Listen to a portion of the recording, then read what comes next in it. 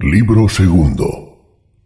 Después de haber hablado de esta manera, creí que se daría por terminada la conversación, pero al parecer todo lo dicho no fue más que el preludio. Glaucón dio en esta ocasión una prueba de su valor acostumbrado, y lejos de rendirse, como Trasímaco, tomó la palabra y dijo: «Sócrates, ¿te contentas con figurarte que nos has convencido de que ser justo es, de todas maneras, preferible a ser injusto? ¿O quieres realmente convencernos?»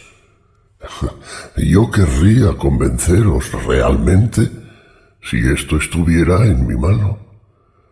Entonces, tú no haces lo que quieres, Sócrates, porque dime, ¿no hay una clase de bienes que deseamos y que buscamos por lo que ellos son, sin cuidarnos para nada de sus resultados, como la alegría y otros placeres puros y sin mezcla, aunque no producen consecuencia alguna duradera, sino el placer de gozar de ellos? Sí, hay, a mi parecer, bienes de esta naturaleza. ¿Y qué? ¿No hay otros que amamos a la vez por sí mismos y por sus resultados, como, por ejemplo, la inteligencia, la vista, la salud? Aquellos dos motivos, en mi opinión, nos mueven igualmente a procurárnoslos. Sí, es cierto.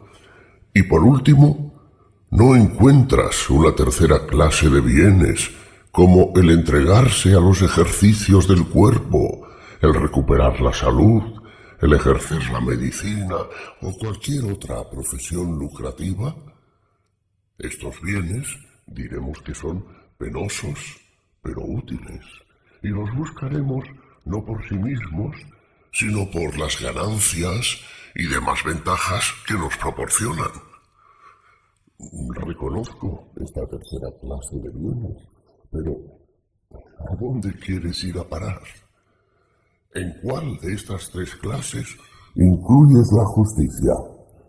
Creo que en la mejor de las tres, en la de los bienes que deben amar por ellos mismos y por sus resultados los que quieren ser verdaderamente dichosos. ¿No es esa la opinión común de las gentes que ponen la justicia en el rango de aquellos bienes penosos que no merecen nuestros cuidados, sino por la gloria y las recompensas que producen, y de los que debe huirse porque cuestan demasiado? Sé que se piensa así ordinariamente, sí, y en esto se fundó Trasímaco para rechazar la justicia y hacer tantos elogios de la injusticia. Pero eso yo no puedo entenderlo, y precisamente debe ser muy torpe mi inteligencia, a lo que parece. Pues bien, quiero ver si te adhieres a mi opinión. Escúchame. Me parece que Trasímaco, a manera de la serpiente que se deja fascinar, se ha rendido demasiado pronto al encanto de tus discursos. Yo no he podido darme por satisfecho con lo que se ha dicho en pro y en contra de cada una de las dos cosas. Quiero saber cuál es su naturaleza y qué efecto producen ambas inmediatamente en el alma, sin tener en cuenta ni las recompensas que llevan consigo, ni tampoco ninguno de sus resultados, buenos o malos. He aquí, pues, lo que me propongo hacer, si no lo llevas a mal. Tomaré de nuevo la objeción de Trasímaco. Diré por lo pronto lo que es la justicia, según la opinión común, y en dónde tiene su origen. Enseguida haré ver que todos los que la practican no la miran como un bien, sino que se someten a ella como a una necesidad. Y por último, demostraré que tienen razón de obrar así, porque la vida del injusto es infinitamente mejor que la del justo, a lo que se dice. Porque yo, Sócrates, Aún estoy indeciso sobre este punto, pues tan atronados tengo los oídos con discursos semejantes al de Trasímaco que no sé a qué atenerme. Por otra parte, no he encontrado a ninguno que me pruebe cómo desearía que la justicia es preferible a la injusticia. Deseo oír a alguien que la alabe en sí misma y por sí misma. Y es de ti de quien principalmente espero este elogio, Sócrates. Y por esta razón voy a extenderme sobre las ventajas de la vida injusta. Así te indicaré el modo en que yo deseo oírte atacar la injusticia y alabar la justicia. Mira si son de tu agrado estas condiciones. Bien, al máximo. ¿Y de qué otro objeto puede un hombre inteligente hablar y escuchar con más gusto? Muy bien dicho. Escucha ahora cuáles son, como anuncié al principio, la naturaleza y el origen de la justicia. Se dice que es un bien en sí cometer la injusticia y un mal el padecerla. Pero resulta mayor mal en padecerla que bien en cometerla. Los hombres cometieron y sufrieron la injusticia alternativamente. Experimentaron ambas cosas y habiéndose dañado por mucho tiempo los unos a los otros, no pudiendo los más débiles evitar los ataques de los más fuertes ni atacarlos a su vez, creyeron que era un interés común impedir que se hiciese y que se recibiese daño alguno. De aquí nacieron las leyes y las convenciones. Se llamó justo y legítimo lo que fue ordenado por la ley.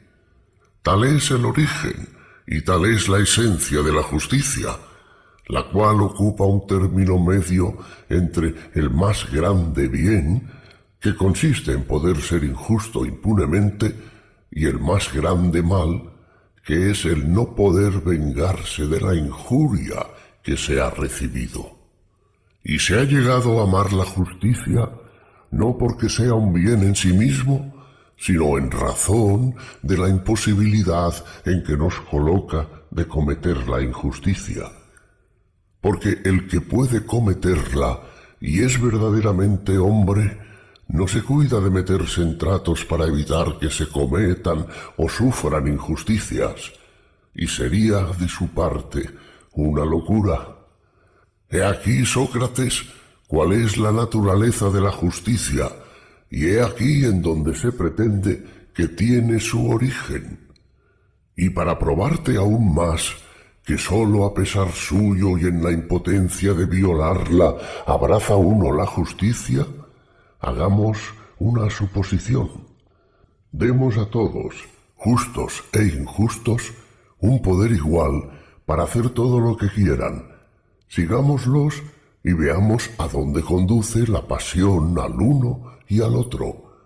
No tardaremos en sorprender al hombre justo siguiendo los pasos del injusto, arrastrado como él por el deseo de adquirir sin cesar más y más, deseo a cuyo cumplimiento aspira toda la naturaleza como a una cosa buena en sí, pero que la ley reprime y limita por fuerza, por respeto a la igualdad.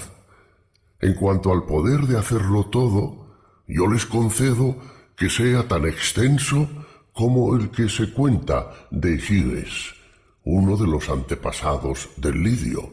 Giges era pastor del rey de Lidia. Después de una borrasca seguida de violentas sacudidas, la tierra se abrió en el paraje mismo donde pacían sus ganados. Lleno de asombro a la vista de este suceso, bajó por aquella hendidura y, entre otras cosas sorprendentes que se cuentan, vio un caballo de bronce en cuyo vientre había abiertas unas pequeñas puertas por las que asomó la cabeza para ver lo que había en las entrañas de este animal, y se encontró con un cadáver de talla aparentemente superior a la humana. Este cadáver estaba desnudo y solo tenía en un dedo un anillo de oro. Giges lo cogió y se retiró. Posteriormente, habiéndose reunido los pastores en la forma acostumbrada al cabo de un mes para dar razón al rey del estado de sus ganados, Giges concurrió a esta asamblea, llevando en el dedo su anillo, y se sentó entre los pastores. Sucedió que, habiéndose vuelto por casualidad la piedra preciosa de la sortija hacia el lado interior de la mano, en el momento Giges se hizo invisible, de suerte que se habló de él como si estuviera ausente. Sorprendido de este prodigio, volvió la piedra hacia afuera y en el acto se hizo visible. Habiendo observado esta virtud del anillo, quiso asegurarse repitiendo la experiencia, y otra vez ocurrió lo mismo. Al volver hacia adentro el engaste se hacía invisible. Cuando ponía la piedra por el lado de afuera, se volvía visible de nuevo. Seguro de su descubrimiento, se hizo incluir entre los pastores que habían de ir a dar cuenta al rey. Llega a palacio, corrompe a la reina y con su auxilio se deshace del rey y se apodera del trono. Ahora bien, si existiesen dos anillos de esta especie y se diesen uno a un hombre justo y otro a uno injusto, es opinión común que no se encontraría probablemente un hombre de un carácter bastante firme para perseverar en la justicia y para abstenerse de tocar los bienes ajenos, cuando impunemente podría arrancar de la plaza pública todo lo que quisiera, entrar en las casas, abusar de todas las personas, matar a unos, liberar de las cadenas a otros y hacer todo lo que quisiera con un poder igual al de los dioses en medio de los mortales. En nada diferirían, pues, las conductas del uno y del otro. Ambos tenderían al mismo fin, y nada probaría mejor que ninguno es justo por voluntad, sino por necesidad, y que el serlo no es un bien para él personalmente, puesto que el hombre se hace injusto tan pronto como cree poderlo ser, sin temor. Y así, los partidarios de la injusticia concluirán de aquí que todo hombre cree en el fondo de su alma, y con razón, que es más vengajosa que la justicia. De suerte que, si alguno, habiendo recibido un poder semejante, no quisiese hacer daño a nadie, ni tocar a los bienes de otro, se le miraría como el más desgraciado y el más insensato de todos los hombres. Sin embargo, todos harían en público el elogio de su virtud, pero con intención de engañarse mutuamente y por el temor de experimentar ellos mismos alguna injusticia. Esto es lo que quería decir. Sentado eso, solo veo un medio de decidir con seguridad acerca de la condición de los dos hombres de que hablamos, y es el considerarles aparte el uno del otro en el más alto grado de justicia y de injusticia, sino lo imposible. ¿Y cómo hacer esa separación?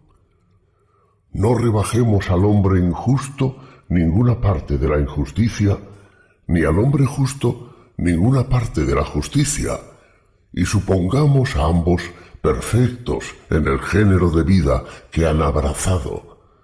Que el hombre malo actúe como los mejores artífices, semejante a esos pilotos hábiles o a esos grandes médicos que ven inmediatamente todo lo que puede su arte, que en el acto conocen lo que es posible y lo que es imposible, y que cuando han cometido una falta saben diestramente repararla.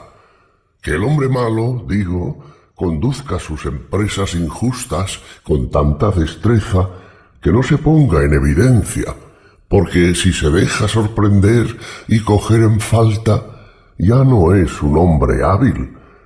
El gran mérito de la injusticia consiste en parecer justo sin serlo. Hay que dotar, pues, al hombre perfectamente injusto de la injusticia perfecta, sin quitar nada de ella, y que cometiendo los más grandes crímenes sepa crearse una reputación de hombre de bien, que si llega a dar un paso en falso, se rehaga inmediatamente, que sea tan elocuente que convenza de su inocencia a los mismos ante quienes sus crímenes habrán de acusarle.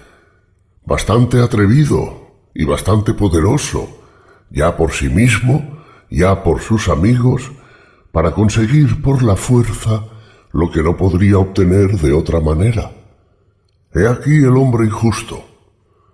Pongamos ahora frente a frente al hombre justo, cuyo carácter es sencillo y noble.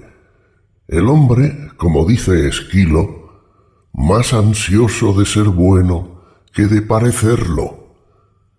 Quitémosle hasta la reputación de hombre de bien, porque si pasa por justo, se verá como consecuencia colmado de honores y de bienes, y de esta manera no podremos juzgar si ama la justicia por sí misma o a causa de los honores y bienes que ella le proporciona.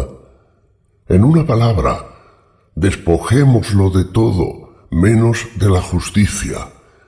Y para que haya entre él y el injusto una completa oposición que pase por el más malvado de los hombres sin haber cometido jamás la más pequeña injusticia, de suerte que su virtud se vea sometida a las más duras pruebas sin que se conmueva ni por la infamia ni por los malos tratos, sino que marche con paso firme por el sendero de la justicia hasta la muerte, pasando toda su vida por un malvado, aunque sea un hombre justo. Teniendo a la vista estos dos modelos, el uno de justicia, el otro de injusticia consumada, quiero yo que decidamos acerca de cuál de los dos es más dichoso. Con qué precisión y con qué rigor, mi querido Glaucón, nos has presentado estos dos hombres desnudos como estatuas, para que los juzguemos. He procurado ser todo lo más exacto que he podido, después de haberlo supuesto tales como acabo de decir. No será malo, a mi parecer, consignar mi juicio sobre la suerte que espera al uno y al otro. Digámoslo, por lo tanto, y si lo que yo acabo de decir te parece muy fuerte, acuérdate, Sócrates, de que no hablo por mi cuenta, sino en nombre de los que prefieren la injusticia a la justicia. El justo, dicen, el que es tal como yo lo he pintado, será azotado, atormentado, encadenado, se le quemarán los ojos y, en fin, después de haberle hecho sufrir toda clase de males, se le empalará, y por ese medio se le hará comprender que no hay que cuidarse de ser justo, y sí sólo de parecerlo. Al hombre injusto es más bien a quien deben aplicarse las palabras de Esquilo, porque al no ajustar su conducta a la opinión de los hombres, sino a la verdad, no quiere parecer injusto, sino serlo en efecto, cosechando en el profundo surco de su corazón, del que brotan sus nobles designios. Y con la reputación de hombre de bien, tiene grande autoridad en el Estado. Se enlazan él y sus hijos con las mejores familias y llevan a cabo todas las uniones que le agradan, sacando ventaja de todo esto, porque el crimen no le asusta. Cualquier cosa por la que dispute sea en público o en privado, la consigue sobreponiéndose a todos los concurrentes. Se enriquece, hace bien a sus amigos, mal a sus enemigos, ofrece a los dioses sacrificios y presentes magníficos, y se atrae la benevolencia de los dioses y de los hombres con más facilidad y seguridad que el justo, de donde puede deducirse, como cosa probable, que es también más querido de los dioses. De esta suerte, Sócrates, es más dichosa que la del justo la vida que al injusto le deparan tanto los dioses como los hombres. Luego que Glaucón acabó de hablar, me preparaba a contestarle, pero su hermano Adimanto, tomando la palabra, me dijo: «Sócrates, no creerás que la tesis está suficientemente discutida, ¿verdad?» «¿Y por qué no? Mi hermano ha olvidado lo esencial». «Pues bien, ya conoces el proverbio: venga el hermano en auxilio de su hermano. Suple tú lo que él ha omitido». Sin embargo, ha dicho lo bastante para ponerme fuera de combate y dejarme sin medios para defender la justicia. Todos tus subterfugios son inútiles, Sócrates. Es preciso que me escuches a mí también. Voy a exponerte una tesis contraria a la suya, la tesis de los que toman el partido de la justicia contra la injusticia. Esta oposición hará más patente lo que Glaucón, a mi parecer, se ha propuesto mostrar. Los padres recomiendan la justicia a sus hijos y los maestros a sus discípulos. ¿Y lo hacen en vista de la justicia misma? No, sino a causa de la buena reputación que va unida a ella, a fin de que dicha reputación de hombres justos les proporcione dignidades, uniones honrosas y todos los demás bienes de que Glaucón ha hecho mención. Pero van aún más lejos y les hablan de los inagotables favores que los dioses derraman a manos llenas sobre los justos. Citan al buen Hesíodo y a Homero. El primero dice que los dioses han hecho las encinas para los hombres justos y que para ellos su copa tiene bellotas y su tronco abejas. Sus corderos sucumben bajo el peso de su vellón, y otras mil cosas semejantes. Y el segundo dice, de manera semejante: cuando un buen rey, imagen de los dioses, hace justicia a sus súbditos, para él la negra tierra de trigo y cebada, y los árboles se cargan de frutos, sus ganados se multiplican, y el mar le suministra pesca. Museo y su hijo van más allá y prometen a los justos recompensas mayores aún. Los conducen después de la muerte al Hades, los sientan a la mesa coronados de flores y pasan su vida en medio de festines, como si una embriaguez eterna fuese la más bella recompensa para la virtud. Según otros, estas recompensas no se limitan a sus personas.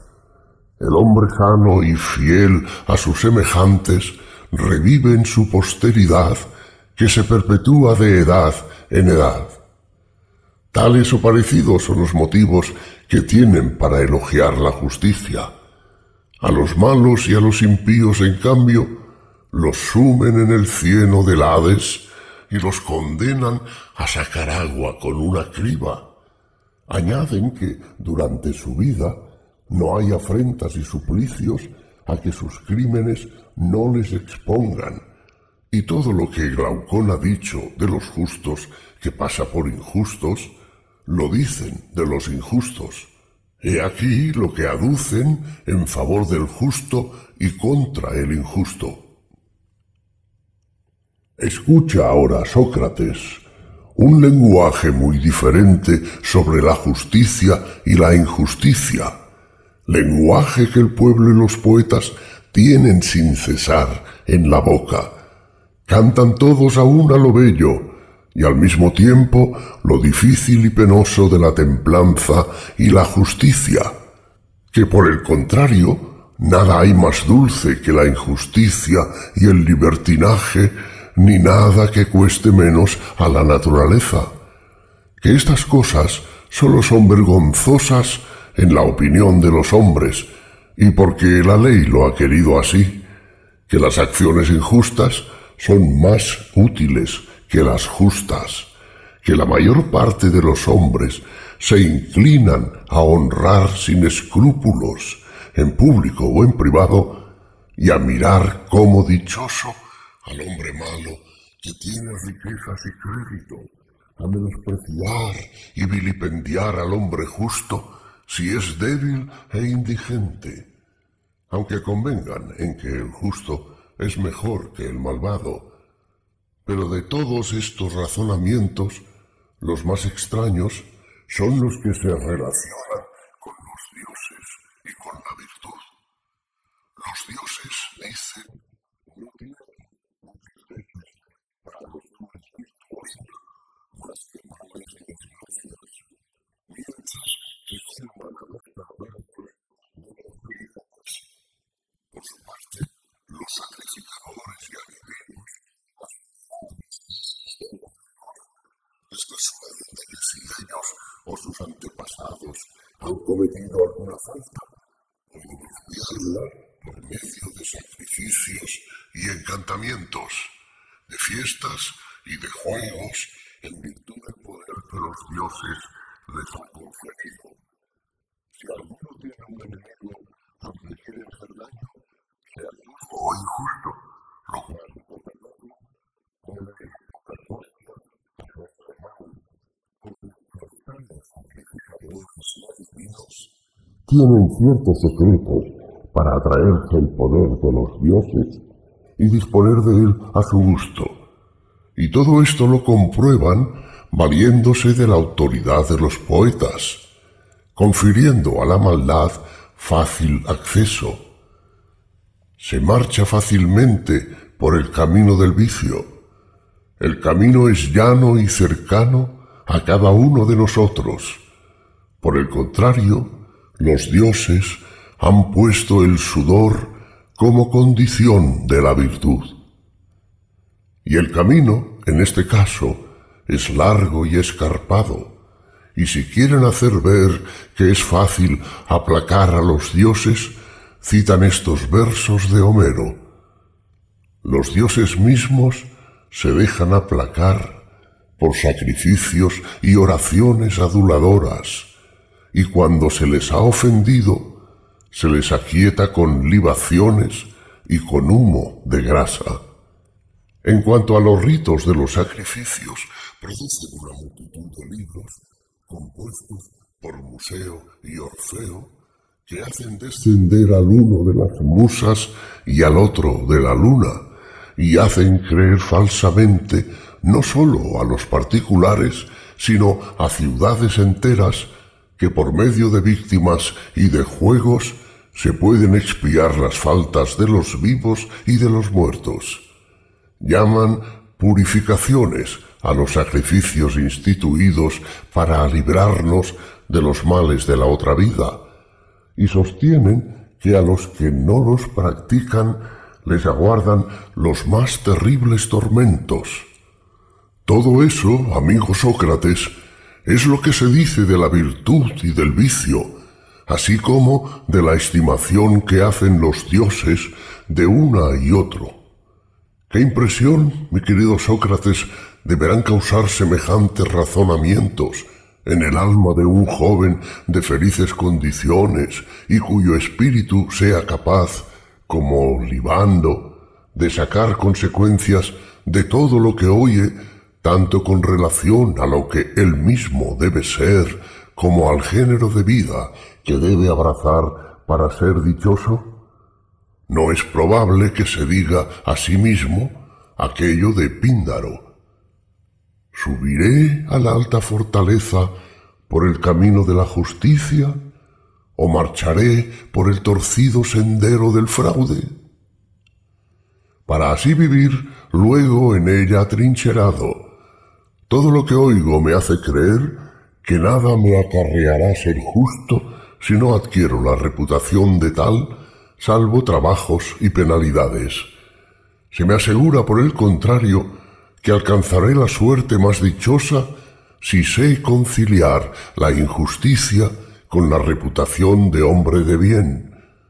Yo debo atenerme a lo que me dicen los sabios, y puesto que afirman que la apariencia vence a la realidad y es dueña de la dicha, acepto resueltamente este camino. Vestiré formas exteriores de virtud y llevaré detrás de mí el zorro astuto y engañador del sabio Arquíloco. Si se me dice que es difícil al hombre malo ocultarse por mucho tiempo, responderé que todas las grandes empresas tienen sus dificultades y que, suceda lo que quiera, si deseo ser dichoso, no tengo otro camino a seguir que el trazado por los discursos que oigo. Por lo demás, para escapar de las pesquisas, se pueden organizar sectas y hermandades. Hay maestros que nos enseñarán el arte de seducir con discursos artificiosos al pueblo y a los jueces. Emplearemos la elocuencia y, a falta de ella, la fuerza para escapar al castigo de nuestros crímenes. Pero la fuerza y el engaño nada pueden contra los dioses, aunque si no hay dioses o si no se mezclan en las cosas de este mundo, ¿para qué preocuparse de engañarles? Si los hay y toman parte en los negocios humanos, solo sabemos de ellos de oídas y por los poetas que han escrito su genealogía. Y precisamente estos mismos poetas nos dicen que es posible aquietarlos y aplacar su cólera por medio de sacrificios, de votos y de ofrendas. Es preciso, pues, creerlos por entero o no creerlos en nada. Y si es cosa de que se les ha de creer, seamos criminales y con el fruto de los crímenes hagamos sacrificios a los dioses. Es cierto que siendo justos nada tendríamos que temer de su parte, pero también perderíamos las ventajas que ofrece la injusticia, mientras que ganamos indudablemente en ser injustos, sin que, por otra parte, hay que temer nada de parte de los dioses si nos procuramos el perdón de los crímenes con votos y súplicas. Pero seremos castigados, dicen, en el Hades, en nuestra persona o en las de los descendientes, por el mal cometido sobre la tierra. Pero, amigo mío, se nos responderá con cálculo. También hay dioses liberadores y sacrificios místicos que tienen un gran poder. Al decir de ciudades enteras y de los poetas, hijos de los dioses y profetas inspirados. ¿Por qué, pues, habríamos de inclinarnos más a la justicia que a la suma injusticia, cuando, según la opinión de los sabios y del pueblo, todo nos saldrá bien siendo injustos durante la vida y después de la muerte, así respecto de los dioses como de los hombres, con tal que demos a los crímenes la apariencia de virtud? Después de todo lo que acabo de decir, ¿cómo es posible, Sócrates, que un hombre con capacidad de espíritu, riquezas, vigor corporal o buen linaje se declare respetuoso de la justicia y no se burle de los elogios que puedan prodigarse a la misma en su presencia? Digo más, aun cuando un hombre estuviera persuadido de que lo que he dicho es falso y de que la justicia es el más grande de todos los bienes, lejos de enfadarse contra los que viese comprometidos en el partido contrario, no podría menos de disculparlos, porque sabe que, a excepción de aquellos cuya excelencia de carácter hace que el vicio les inspire horror natural, o que se abstienen de él por su acendrado saber, nadie es justo por propia voluntad, y que si alguno combate la injusticia es porque la cobardía, la vejez o cualquiera otra debilidad le hacen impotente para obrar mal. Y la prueba de esto es que de todos cuantos se encuentran en este caso, el primero que consigue el poder de hacer mal es el primero también en servirse de él hasta donde le es posible. La causa de todo esto es precisamente lo que nos ha comprometido a este y a mí en la presente discusión. Quiero decir, varón extraordinario que, comenzando por los antiguos héroes, cuyos discursos se han conservado hasta nosotros en la memoria de los hombres, todos los que se han proclamado, como tú, defensores de la justicia, no han reprobado la injusticia y alabado la justicia, sino en vista de la reputación, los honores y recompensas que de ellas derivan. Nadie ha considerado la justicia y la injusticia tales como son en sí mismas, en el alma del justo y del injusto, ignoradas de los dioses y de los hombres. Y nadie ha probado aún ni en prosa ni en verso que la injusticia sea el mayor mal del alma y la justicia su mayor bien. Porque si os hubierais puesto de acuerdo para usar de este lenguaje desde el principio y desde la infancia, no hubierais inculcado esta verdad, en lugar de prevenirnos contra la injusticia de otro, cada uno de nosotros se pondría en guardia contra sí mismo y temería obrar injustamente por no convivir así con el mayor de los males. Trasímaco o cualquier otro ha podido decir sin duda a Sócrates tanto o más que yo sobre este objeto, confundiendo ciegamente, a mi parecer, la naturaleza de la justicia y de la injusticia. Respecto a mí, no te ocultaré que lo que me ha movido a extenderme en estas objeciones es el deseo de oír lo que me vas a responder. No te limites a probarnos que la justicia es preferible a la injusticia. Explícanos los efectos que ambas producen por sí mismas en quien las practica, y qué hacen que la una sea un bien y la otra un mal. No tengas ningún miramiento con la opinión, como Glaucón te ha recomendado, porque si no te desprendes en ambos casos de la opinión verdadera y llegas en cambio a admitir la falsa, diremos que no alabas la justicia, sino que se opina de la justicia, que tampoco combates de la injusticia más que las apariencias, que nos aconsejas que seamos injustos con tal que sea en secreto y que convienes con Trasímaco en que la justicia es un bien, pero para los demás, útil al más fuerte y no al que la posee, y que, por el contrario, la injusticia, útil y ventajosa para quien la practica, sólo es dañosa al más débil, puesto que convienes en que la justicia es uno de estos bienes excelentes que se deben buscar por sus ventajas y aún más por sí mismos, como la vista, el oído, la inteligencia, la salud y los demás que son fecundos por su naturaleza, independientemente de la opinión de los hombres, alaba la justicia por lo que tiene en sí de ventajosa para el justo, y vitupera la injusticia por lo que tiene en sí de perjudicial para el injusto. Deja que los demás hagan esos elogios que se fundan en las recompensas y en la reputación.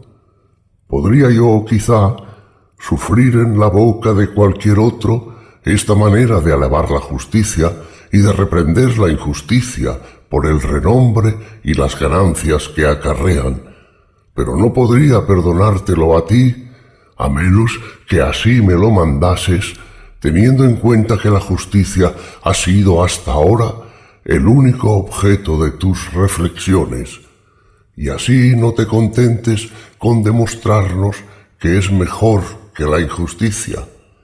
Haznos ver cuáles son los efectos de una y otra por sí mismas, en virtud de que son por sí mismas la una un bien y la otra un mal, tengan o no conocimiento de ello los dioses y los hombres.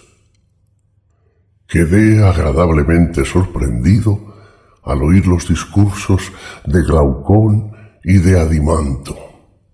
Nunca, como en esta ocasión, admiré tanto sus dotes naturales y les dije: hijos de un padre ilustre, con razón el amante de Glaucón comenzó la elegía que compuso para vosotros cuando os distinguisteis en la jornada de Mégara, diciendo: hijos de Aristón, linaje de una raza divina.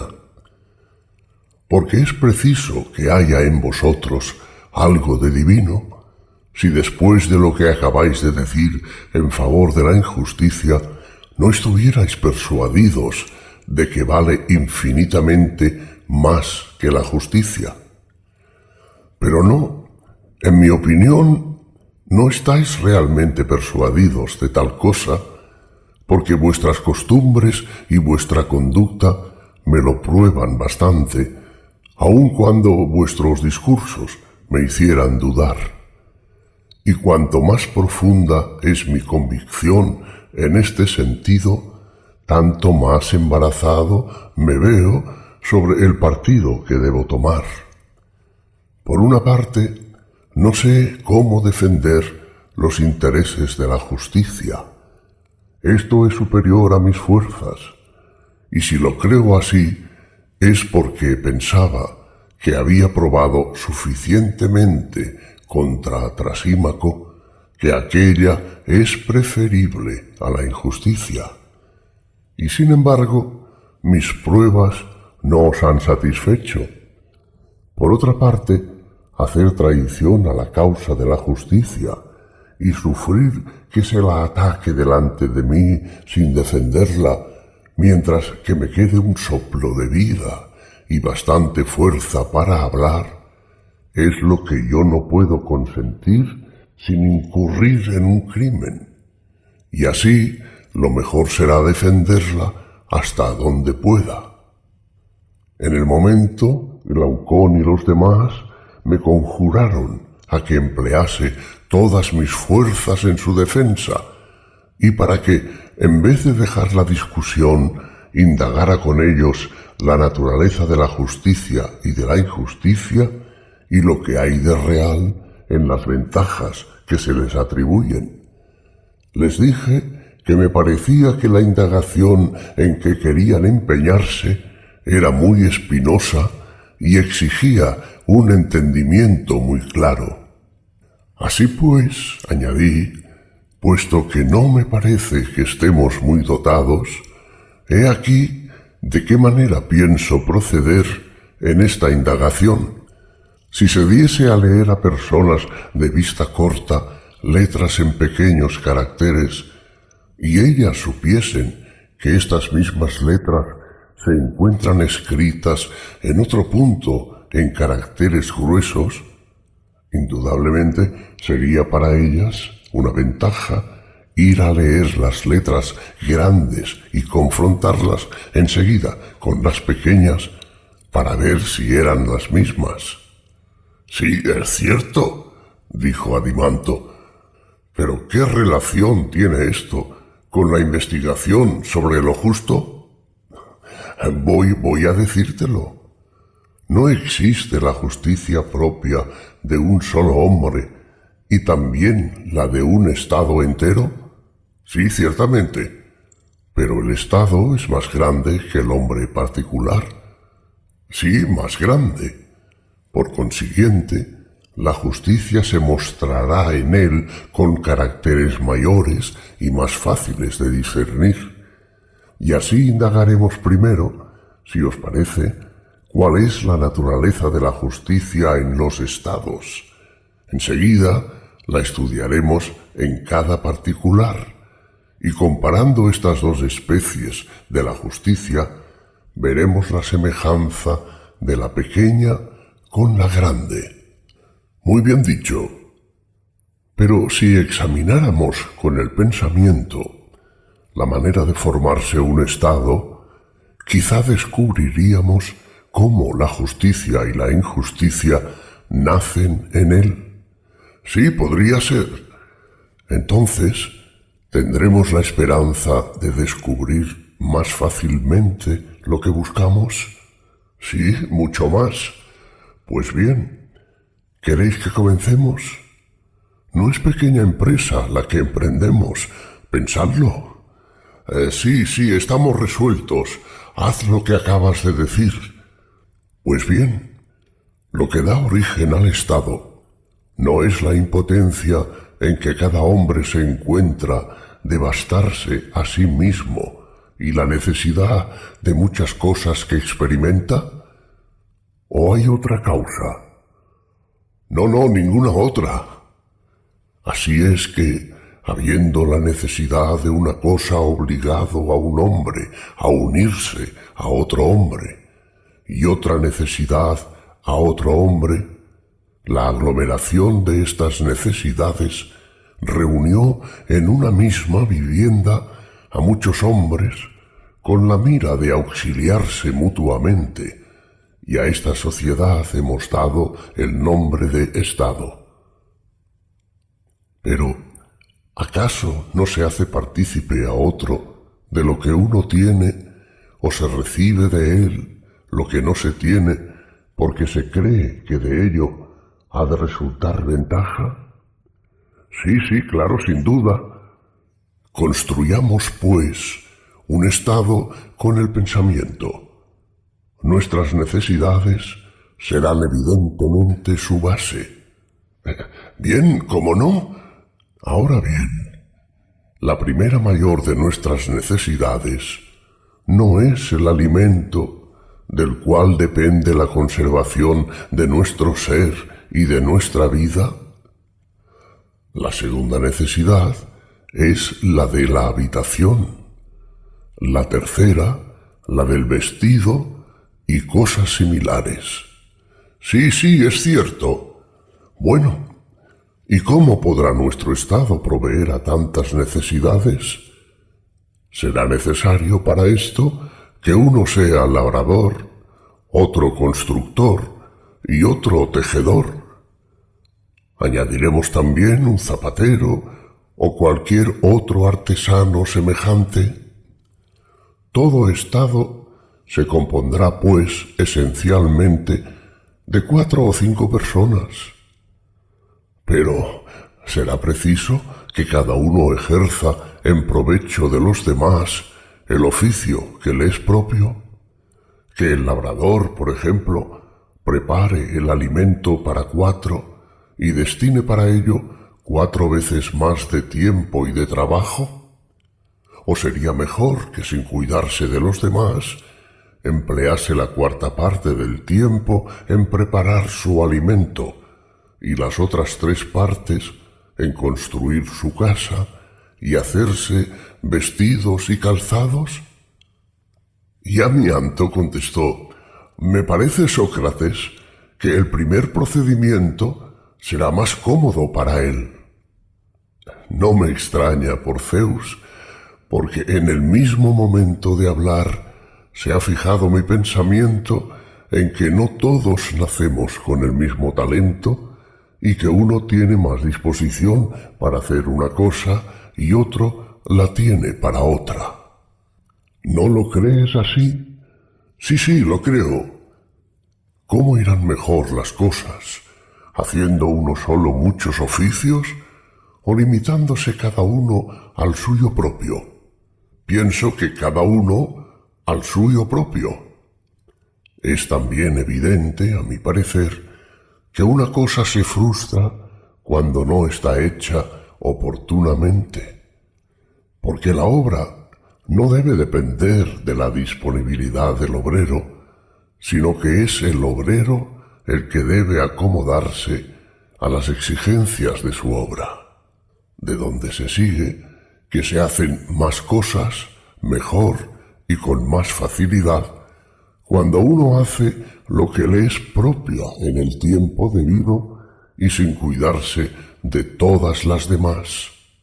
Totalmente de acuerdo, pero entonces necesitamos más de 4 ciudadanos para las necesidades de que acabamos de hablar. Si queremos, en efecto, que todo marche bien, el labrador no debe hacer por sí mismo su arado, su azadón, ni los demás aperos de labranza. Lo mismo sucede con el constructor, el cual necesita muchos instrumentos, y lo mismo con el zapatero y con el tejedor. He aquí pues, por lo tanto, que tenemos ya necesidad de carpinteros, herreros y otros obreros de esta clase que tienen que entrar en nuestro pequeño estado, que de este modo se agranda.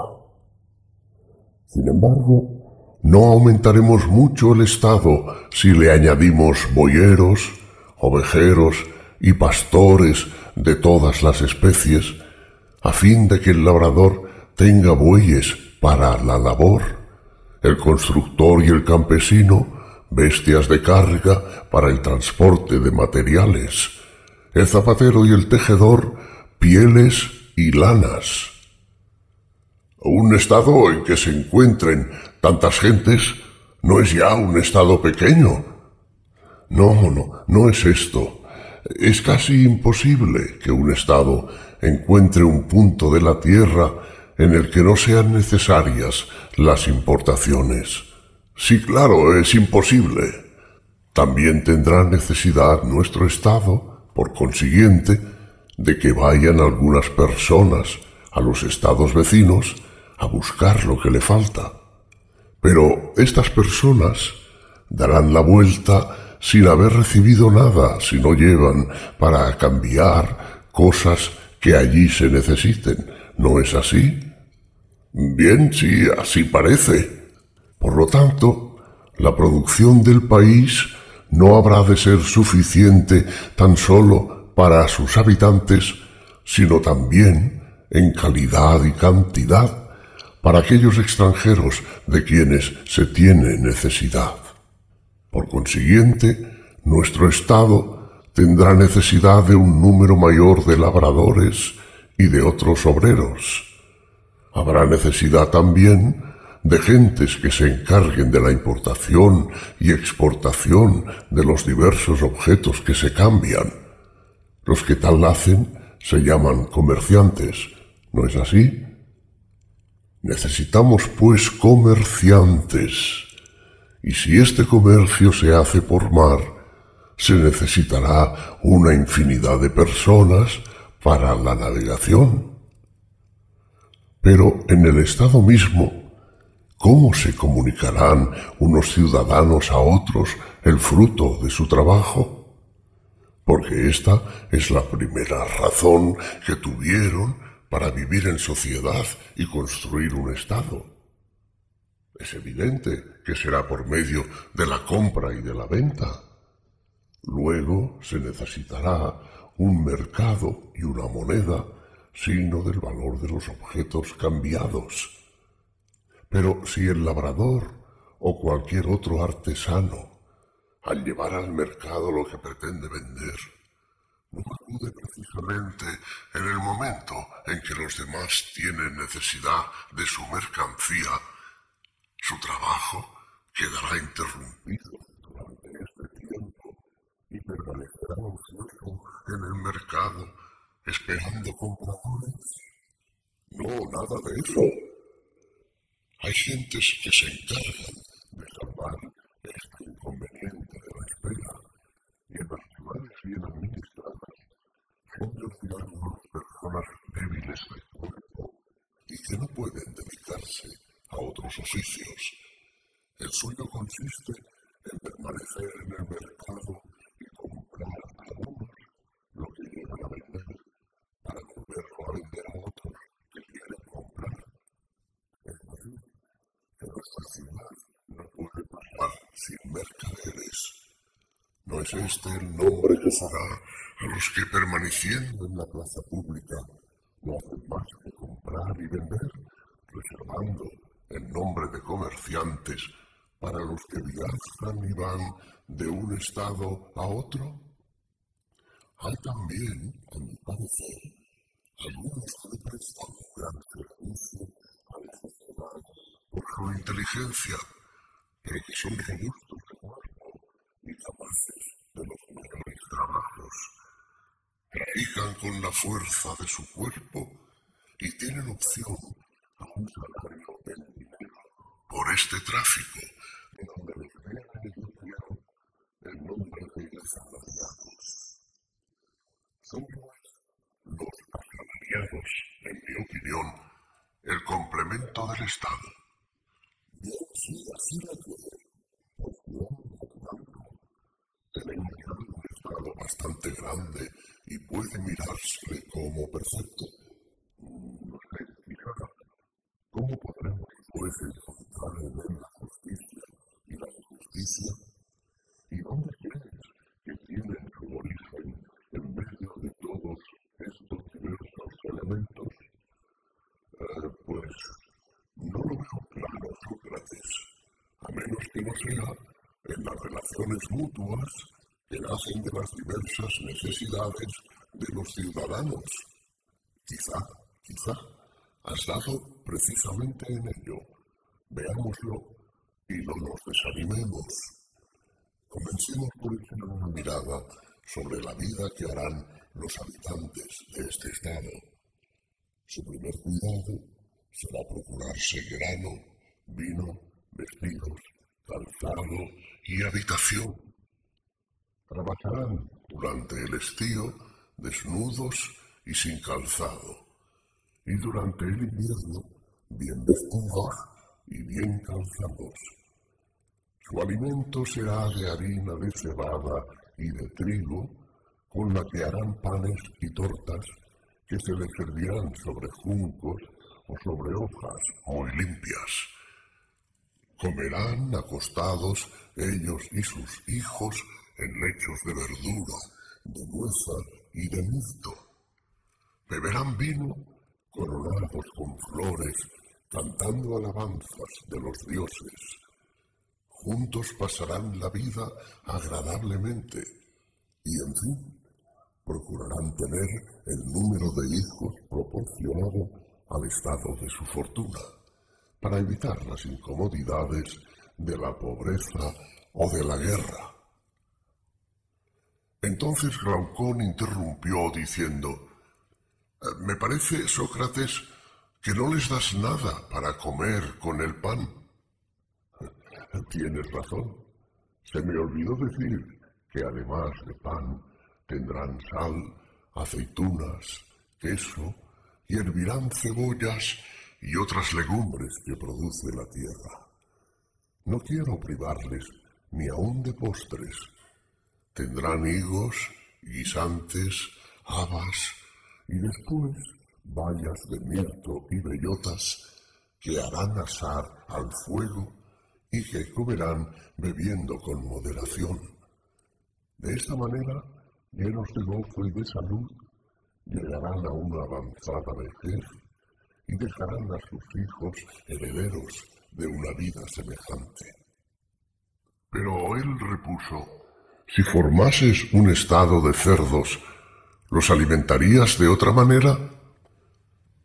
«Pues entonces, ¿qué es lo que debe hacerse, mi querido Glaucón?». «Pues lo que se hace de ordinario. Si no quieres que vivan miserablemente, haz que coman en la mesa, acostados en lechos y que se sirvan las viandas y postres que están muy en uso. Muy bien, ya te entiendo, Glaucón. No es solamente el origen de un estado el que buscamos, sino el de un estado que rebose en placeres. Quizá no obremos mal en esto, porque podremos, de esta manera, descubrir por dónde la justicia y la injusticia se han introducido en la sociedad. Sea de esto lo que quiera, el verdadero estado, el estado sano, es el que acabamos de describir. Si quieres ahora que echemos una mirada sobre el estado enfermo y lleno de humores, nada hay que nos lo impida. Es probable que muchos no se den por contentos con el género de vida sencilla que hemos prescrito. Añadirán camas, mesas, muebles de todas especies, viandas bien condimentadas, perfumes, sahumerios, cortesanas y golosinas de todas clases y con profusión. No será preciso incluir sencillamente en el rango de las cosas necesarias esas de que hemos hablado antes, habitación, ropa y calzado, sino que, yendo más adelante, se contará con la pintura y el bordado. Habrá necesidad del oro, del marfil y de otras materias preciosas de todas clases. El estado sano de que hablé al principio va a resultar demasiado pequeño. Será preciso agrandarlo y hacer entrar en él una multitud de gentes que el lujo, no la necesidad, ha introducido en los estados, como los cazadores de todos los géneros y aquellos cuyo arte consiste en la imitación mediante figuras, colores o sonidos. Además, los poetas, con todo su cortejo, los rapsodas, los actores, los danzantes, los empresarios, también fabricantes de artículos de todos los géneros, sobre todo los que trabajan para las mujeres. También precisaremos de nuevos servidores. ¿No crees que harán falta ayos y ayas, nodrizas y camareras, peluqueros, pinches, cocineros y hasta porquerizos? En el primer estado no había que pensar en todas estas cosas, pero en este, ¿cómo es posible pasar sin ellas? Lo mismo que sin toda esa clase de animales destinados a regalar el gusto de los gastrónomos. En efecto, ¿cómo no? Pero con este género de vida, los médicos no se hacen más necesarios que antes, mucho más. Y el país que bastaba antes para el sostenimiento de sus habitantes, ¿no será desde este momento demasiado pequeño? Es cierto, dijo. Luego, si queremos tener bastantes pastos y tierra de labor, no será preciso robarla a nuestros vecinos, y nuestros vecinos harán otro tanto respecto a nosotros si traspasando los límites de lo necesario se entregan también al deseo insaciable de tener. Sí, es que no puede suceder otra cosa, Sócrates. Como consecuencia de esto, haremos la guerra, Glaucón, porque ¿qué otro partido puede tomarse? No hablemos aún de los bienes y de los males que la guerra lleva consigo. Digamos solamente que hemos descubierto su origen en aquello que, cuando se produce, origina los mayores males para los estados y para los particulares. Ahora es preciso, querido amigo, dar cabida en nuestro estado a un numeroso ejército que pueda ir al encuentro del enemigo y defender el estado y todo lo que posee de las invasiones del mismo. Pues que no podrán los ciudadanos mismos atacar y defenderse. No, no, no, no. Si el principio en que hemos convenido, cuando formamos el plan de un Estado, es verdadero. Convinimos, si te acuerdas, en que era imposible que un mismo hombre tuviese muchos oficios a la vez y que continúe. ¿No es a juicio tuyo un oficio el de la guerra? ¿Crees que merece más atención el oficio de zapatero que el de militar? Pues no, seguramente. Ahora bien, no hemos querido que el zapatero fuese al mismo tiempo labrador, tejedor o constructor, sino solo zapatero, para que desempeñe mejor su oficio. Al mismo tiempo, hemos asignado a los demás artesanos una sola tarea, la más adecuada a sus aptitudes, sin permitirle a ninguno mezclarse en el oficio de otro, ni tener durante su vida otra ocupación que la perfección del suyo. ¿No crees que también el oficio de las armas es de la mayor importancia? ¿O que es tan fácil de aprender que un labrador, un zapatero o cualquier otro artesano pueda al mismo tiempo ser guerrero y que, en cambio, no es posible ser buen jugador de dados o de chaquete si uno no se ejercita desde joven o cuando solo se juega a intervalos? Y basta con coger un broquel o cualquiera otra arma para estar en condiciones de pelear enseguida, como hoplita o en cualquier otra arma, siendo así que en vano se cogerían en la mano instrumentos de cualquier otro arte, creyendo con esto hacerse artesano o atleta, puesto que de nada servirán no teniendo un conocimiento exacto de cada arte y no habiéndose ejercitado en ellas por mucho tiempo. Bien, si así fuese, todo el mérito de un artesano estaría en los instrumentos de su arte. Por consiguiente, cuanto más importante es el cargo de estos guardianes del Estado, tanto más han de estar exentos de otras actividades y dedicarse a la suya con competencia y celo. Lo creo así, pero no se necesita disposición natural para desempeñar semejante cargo. A nosotros, pues, nos corresponde escoger, si podemos, entre los diferentes caracteres los que son más propios para la guardia del Estado. Esta elección es de nuestra incumbencia, en efecto. Difícil cosa es por Zeus. Sin embargo, no hay que desanimarse. Caminemos hasta donde nuestras fuerzas lo permitan. ¿Encuentras que hay diferencia entre las cualidades de guardián de un joven noble y las de un perro de raza? ¿Qué quieres decir?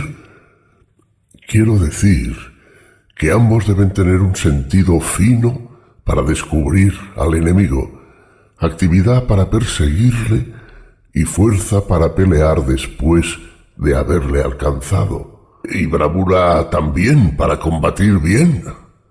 ¿Cómo no? Pero un caballo, un perro o cualquier otro animal puede ser valiente si no es fogoso.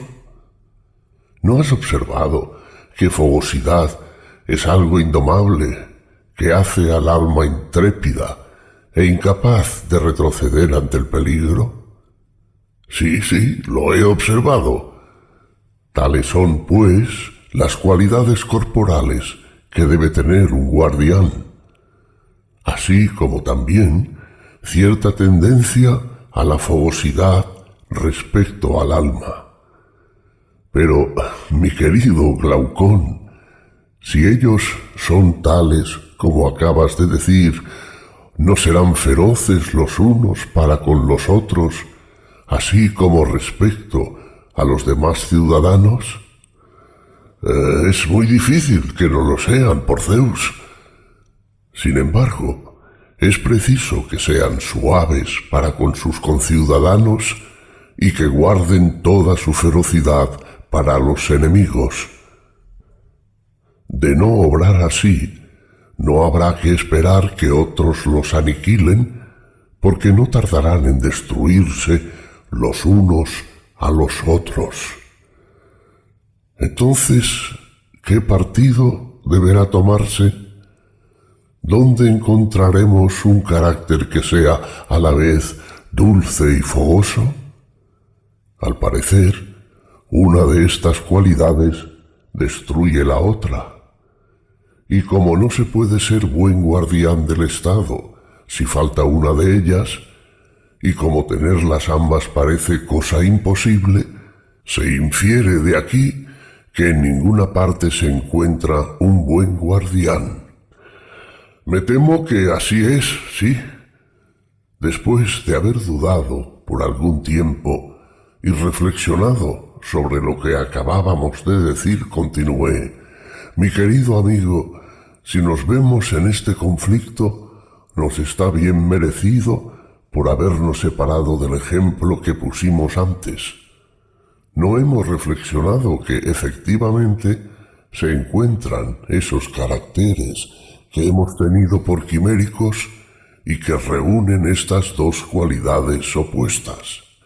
Se observan estos caracteres en diferentes animales y sobre todo en el que tomamos por ejemplo.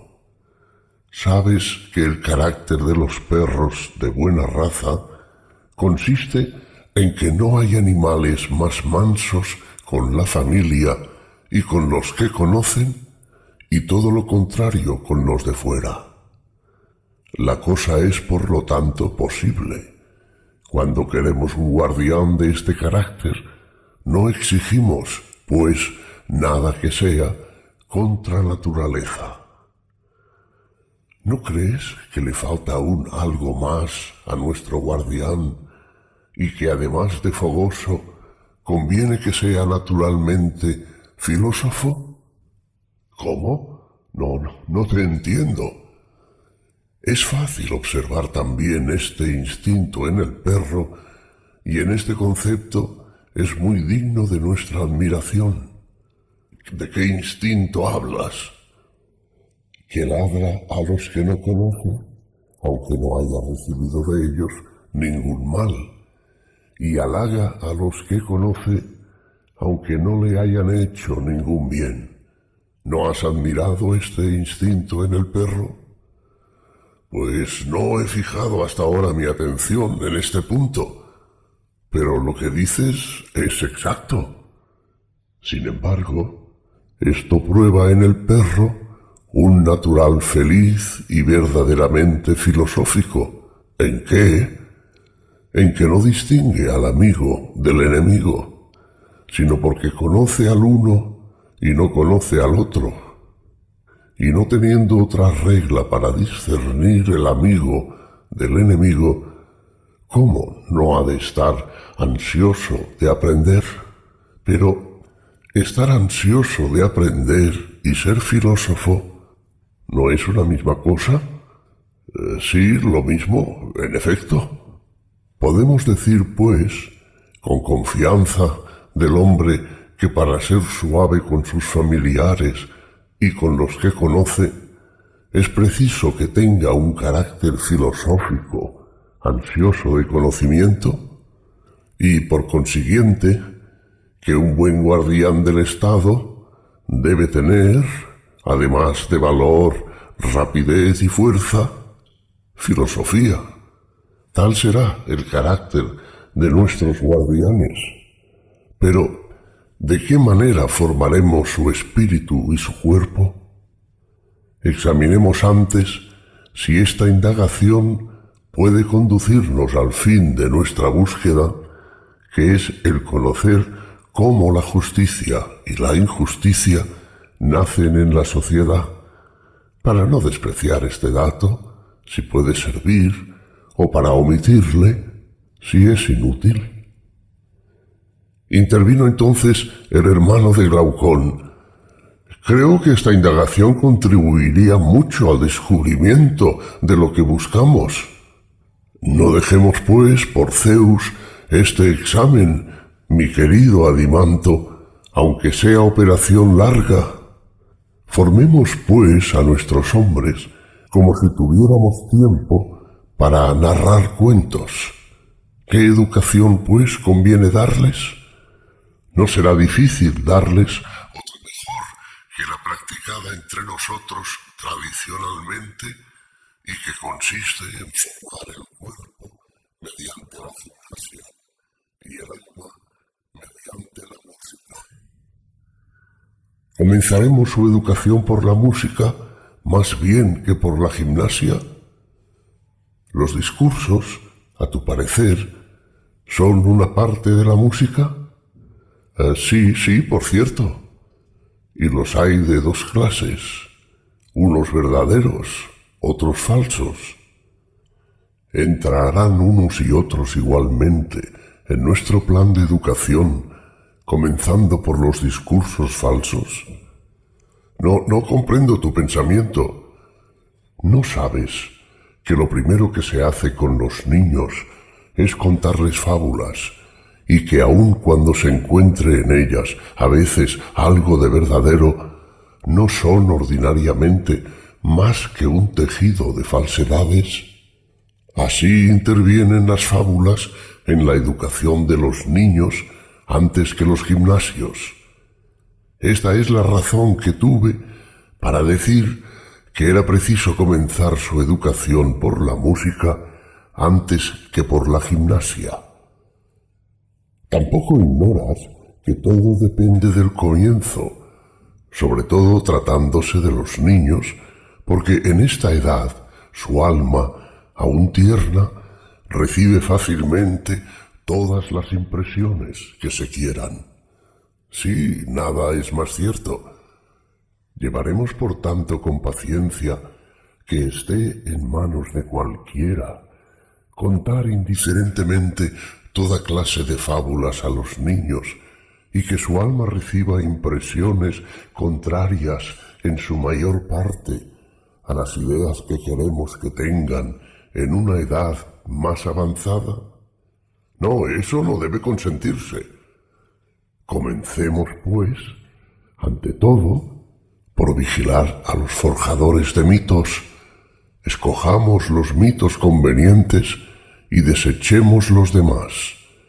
Enseguida comprometeremos a las nodrizas y a las madres a que entretengan a sus niños con los mitos autorizados y formen así sus almas con más cuidado aún que el que ponen para formar sus cuerpos. En cuanto a las fábulas que les cuentan hoy, deben desecharse en su mayor parte. Juzgaremos a los pequeños por los grandes, porque todos están hechos por el mismo modelo y caminan al mismo fin. ¿No es cierto? Sí, pero no veo cuáles son esos grandes mitos de que hablas. Los que Hesíodo, Homero y demás poetas han divulgado. Porque los poetas, lo mismo los de ahora que los de los tiempos pasados, no hacen otra cosa que divertir al género humano con falsas narraciones. Pero, ¿qué clase de narraciones? ¿Y qué tienes que reprender en ellas? Lo que merece serlo y mucho, especialmente si son invenciones indecorosas. ¿Pero qué quieres decir? Quiero decir que nos representan con palabras a los dioses y a los héroes distintos de como son, como cuando un pintor hace retratos sin parecido. Convengo que eso es reprensible, pero ¿a qué caso concreto te refieres? Ante todo, no es una falsedad de las más enormes y de las más graves la de Hesíodo, relativa a los actos que refiere de Urano, a la venganza que provocaron en Crono, a las hazañas de éste y los malos tratamientos que recibió éste de su hijo? Aun cuando todo esto fuera cierto, no son cosas que deban contarse delante de niños desprovistos de razón. Es preciso condenarlas al silencio, o si se ha de hablar de ellas, sólo debe hacerse en secreto delante de un corto número de oyentes, con prohibición expresa de revelar nada y después de haberles hecho inmolar no un puerco, sino una víctima preciosa y rara, a fin de limitar el número de los iniciados. Sin duda, porque semejantes historias son peligrosas. Por lo mismo, no deben oírse nunca en nuestro estado. No quiero que se diga en presencia de un joven que, cometiendo los más grandes crímenes y hasta vengándose cruelmente de su mismo padre por las injurias que de él hubiera recibido, no hará nada de extraordinario ni nada de que los primeros y más grandes dioses no hayan dado el ejemplo. No, por Zeus, no me parece tampoco que tales cosas puedan decirse. Y si queremos que los defensores de nuestra república tengan horror a las disensiones y discordias, tampoco les hablaremos de los combates de los dioses ni de los lazos que se tendían unos a otros. Además de que no es cierto todo esto, menos aún les daremos a conocer, ni por medio de narraciones, ni de pinturas o de tapicerías, las guerras de los gigantes y todas las querellas que han tenido los dioses y los héroes con sus parientes y sus amigos. Si nuestro propósito es persuadirles de que nunca la discordia ha reinado entre los ciudadanos, ni puede reinar sin cometer un crimen, obliguemos a los poetas a no componer y a los ancianos de uno y otro sexo a no referir a tales jóvenes nada que no tienda a este fin, que jamás se oiga decir entre nosotros que Hera fuera arrojada por su hijo y Hefesto precipitado del cielo por su padre por haber querido socorrer a su madre cuando éste la maltrataba, ni contar todos esos combates de los dioses inventados por Homero. Haya o no alegorías ocultas en el fondo de estos relatos, porque un niño no es capaz de discernir lo que es alegórico de lo que no lo es, y todo lo que se imprime en el espíritu en esta edad deja rastros que el tiempo no puede borrar. Por esto es importantísimo que los primeros discursos que oiga sean a propósito para conducirle a la virtud. Sí, lo que dices es muy sensato, pero si se nos preguntase cuáles son esas fábulas admisibles, ¿qué responderíamos? Adimanto, ni tú ni yo somos poetas. Nosotros fundamos una república, y en este concepto nos toca conocer según qué modelo deben los poetas componer sus fábulas, y además prohibir que se separen nunca de él, pero no nos corresponde a nosotros componerlas. Tienes razón, dijo, pero ¿qué deberán enseñarnos esas fábulas en orden a la divinidad? Por lo pronto, es preciso que los poetas nos representen por todas partes a Dios tal cual es, sea en la epopeya, sea en la oda, sea en la tragedia. Pero la divinidad no es esencialmente buena. ¿Debe hablarse de ello nunca en otro sentido? ¿Quién lo duda? Lo que es bueno no es nocivo, ¿verdad? Lo que no es nocivo, ¿perjudica? No, en modo alguno. Lo que no perjudica, ¿hace algún daño? No, tampoco. Y lo que no hace daño alguno podrá ser causa de algún mal. ¿Cómo podría? ¿Y lo que es bueno no es benéfico? Sí, es causa, pues, del bien que se hace. Sí, así es. Lo que es bueno no es, por tanto, causa de todas las cosas. Es causa del bien, pero no es causa del mal. No, no cabe duda. Por consiguiente, Dios, siendo esencialmente bueno, no es causa de todas las cosas, como se dice comúnmente. Y si los bienes y los males están de tal manera repartidos entre los hombres que el mal domina, Dios no es causa más que de una pequeña parte de lo que sucede a los hombres y no lo es de todo lo demás. A Él sólo deben atribuirse los bienes. En cuanto a los males, es preciso buscar otra causa que no sea la divinidad. Nada más cierto que lo que dice Sócrates. No hay, pues, que dar fe a Homero ni a ningún otro poeta bastante insensato para disparatar acerca de los dioses y para decir, por ejemplo, que sobre el umbral del palacio de Zeus hay 2 toneles, uno lleno de destinos dichosos y otro de destinos desgraciados. Si Zeus toma de uno y otro para un mortal, su vida será una mezcla de buenos y malos días. Pero si toma solo de uno u otro, sin mezclarlos, una terrible miseria le perseguirá sobre la divina tierra. No hay que creer tampoco que Zeus es el distribuidor de los bienes y de los males. Si alguno dice también que por instigación de Zeus y de Atenea violó Pándaro sus juramentos y rompió la tregua, nosotros nos guardaremos bien de aprobarlo.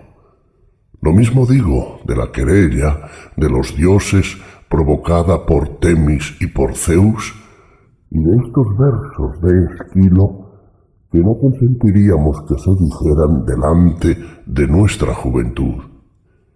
La divinidad hace crecer la culpa entre los hombres cuando quiere arruinar una familia totalmente.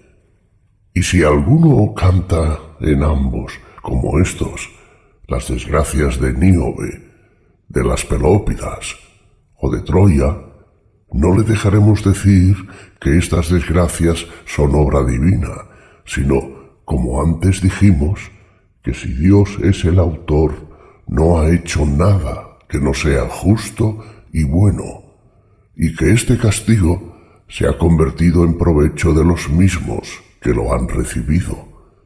Lo que no debe permitirse decir a ningún poeta es que aquellos a quienes Dios castiga son desgraciados. Digan en buena hora que los malos son dignos de compasión por la necesidad que han tenido del castigo, y que las penas que Dios les envía son un bien para ellos. Y cuando alguno diga delante de nosotros que Dios, que es bueno, ha causado mal a alguno, nos opondremos con todas nuestras fuerzas si queremos que nuestra república esté bien gobernada. Y no permitiremos ni a los viejos ni a los jóvenes decir ni escuchar semejantes discursos, estén en verso o en prosa, porque son injuriosos a Dios, inconvenientes al Estado e inconsistentes. Me agrada esta ley y suscribo con gusto su establecimiento. Por lo tanto, nuestra primera ley y nuestra primera regla tocante a los dioses será obligar a nuestros ciudadanos a reconocer, lo mismo cuando hablen que cuando escriban, que Dios no es el autor de todas las cosas, sino sólo de las buenas. Veamos ahora la segunda ley. ¿Qué dices de la misma? ¿Debe mirarse a Dios como un encantador que se complace en tomar 1000 formas diferentes y que tan pronto aparece bajo una figura extraña como nos engaña, afectando nuestros sentidos, cual si realmente estuviera presente? ¿No es más bien un ser simple y entre todos los seres el menos capaz de mudar de forma? En este momento no sé aún qué responderte. Pues ¿qué? Cuando alguno abandona su forma natural, ¿no es necesario que ese cambio venga de él mismo o de otro? Sí, pero las cosas mejor constituidas no son las que están menos expuestas a cambios procedentes de causas extrañas. Por ejemplo, los cuerpos sufren la acción del alimento, la bebida y el trabajo. Lo primero sucede con las plantas con relación a los vientos, al ardor del sol y a otros trastornos similares. Pues bien, no son los más sanos y robustos los menos expuestos a la alteración, y el alma no es tanto menos alterada y turbada por los accidentes exteriores, cuanto más enérgica e inteligente. Por la misma razón, los artefactos que son producto de la mano del hombre, los utensilios, los edificios, los vestidos, resisten al tiempo y a todo lo que puede destruirlos en la proporción en que están bien trabajados y formados de buenos materiales. En general, todo lo que es perfecto, ya nazca su perfección de la naturaleza, ya del arte o de ambos, está muy poco expuesto a cambios por efectos de una causa extraña. Pero Dios, así como todo lo que pertenece a su naturaleza, es perfecto. Luego, considerado Dios desde este punto de vista, de ninguna manera es susceptible de adoptar muchas formas. ¿Recibirá el cambio y la alteración de sí mismo? Es evidente que si tuviera lugar algún cambio en Dios, no podría venir de otra parte. Pero este cambio se verificaría para mejorar y embellecerse o para empeorar y desfigurarse, necesariamente para empeorar, si es que se altera, porque no supondremos que a Dios falte ningún grado de belleza ni de virtud. Y sentado esto, ¿crees, Adimanto, que nadie, sea hombre o Dios, tome de suyo una forma peor en algún sentido que la suya? No, eso es imposible. Luego es imposible que Dios quiera cambiar.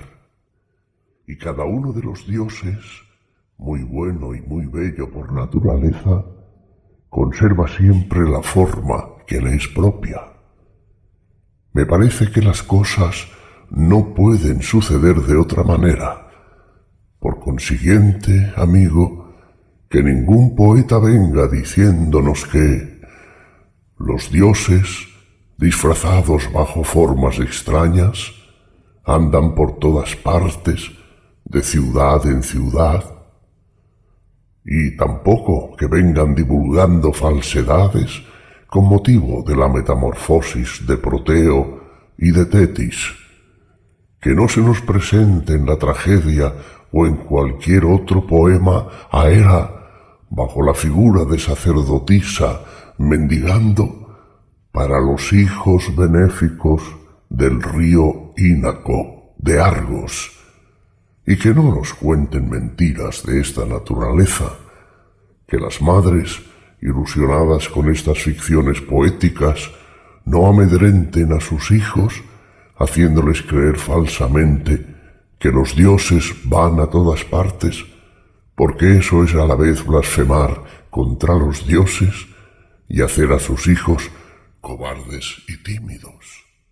Es preciso que se abstengan de hacer cosas semejantes, sí, pero quizá los dioses, no pudiendo mudar de figura, pueden por lo menos influir sobre nuestros sentidos y hacernos creer en estos cambios por medio de prestigios y encantamientos. Eso sí, eso podría suceder. ¿Y acaso un dios puede querer mentir de hecho o de palabra, presentándonos un fantasma en lugar de su personalidad? Pues no lo sé. ¿Qué? ¿No sabes que la verdadera mentira, sí puede decirse así, es igualmente detestada por los hombres que por los dioses? ¿Qué entiendes por eso? Entiendo que nadie quiere acoger la mentira en la parte más noble de sí mismo, sobre todo con relación a las cosas de la mayor importancia. Por el contrario, no hay cosa que más se tema. ¿Crees que digo algo demasiado sublime? Lo que digo es que nadie quiere ser ni haber sido engañado en su alma tocante a la naturaleza de las cosas, y que no hay nada que más temamos y más detestemos que abrigar la ignorancia y la mentira en nosotros mismos. La mentira, hablando con propiedad, es la ignorancia que afecta el alma del que es engañado, porque la mentira en las palabras no es más que una expresión del sentimiento que el alma experimenta. No es una mentira pura, sino un fantasma hijo del error. La verdadera mentira es, por lo tanto, igualmente detestada por los hombres que por los dioses. Pero, ¿qué decir de la mentira de las palabras? ¿No hay circunstancias en que la mentira de palabra pierde lo que tiene de odioso porque se hace útil? ¿No tiene su utilidad cuando, por ejemplo, se sirve uno de ella para engañar a su enemigo y lo mismo a su amigo, a quien el furor y la demencia arrastran a cometer una acción mala en sí? ¿No es en este caso la mentira un remedio que se emplea para separarle de su designio? Y aún en lo tocante a la mitología de la que estábamos hablando, la ignorancia es que estamos en punto a los hechos antiguos. No nos autoriza para acudir a la mentira que hacemos útil, dándole el colorido que la aproxime más a la verdad. Pero, ¿cuál de estas razones puede ser la mentira útil a Dios? La ignorancia de lo que ha pasado en tiempos lejanos le obligaría a disfrazar la mentira o a mentir bajo las apariencias de lo verosímil. No, eso sería ridículo. Luego Dios no es un poeta embustero. No lo creo. ¿Mentiría por temor a sus enemigos? No, nada de eso. ¿O a causa de sus amigos furiosos o insensatos? Pero los furiosos y los insensatos no son amados por los dioses. Luego, ninguna razón obliga a Dios a mentir. No. Luego, todo lo que es espiritual y divino es enemigo de la mentira. Sí, totalmente. Dios, por tanto, es esencialmente recto y veraz en sus palabras y en sus acciones. No muda de forma, ni puede engañar a los demás, ni mediante fantasmas, ni mediante discursos, ni valiéndose de signos, sea durante el día y la vigilia, sea durante la noche y en sus sueños.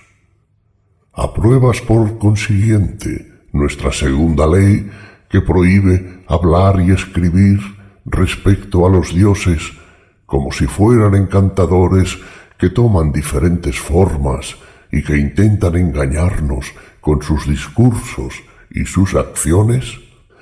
Sí, la apruebo. Por tanto, aunque haya en Homero muchas cosas dignas de alabanza, nunca aprobaremos el pasaje en que refiere que Zeus envió un sueño a Agamenón, ni el pasaje de Esquilo, donde hace decir a Tetis que Apolo, cantando en sus bodas, celebró su feliz descendencia. Que mis hijos, libres de enfermedades, tendrían larga vida. Me había anunciado una suerte protegida por los dioses con el canto de un peón que me colmó de alegría. Que la mentira pudiera salir de la boca divina de Febo, que pronuncia tantos oráculos, yo no lo temía. Pero este Dios, que cantó y asistió a mis bodas, que me había prometido tanto, es él mismo el asesino de mi hijo. Siempre que alguno hable de los dioses de esta manera, lo rechazaremos con indignación. No consentiremos tampoco tales discursos en bocas de los maestros encargados de la educación de los jóvenes, si queremos que los guardianes guarden el respeto a los dioses hasta hacerlos semejantes a ellos en cuanto lo consiente la debilidad humana. Yo apruebo todas estas reglas y soy de opinión que todas ellas deben convertirse en leyes.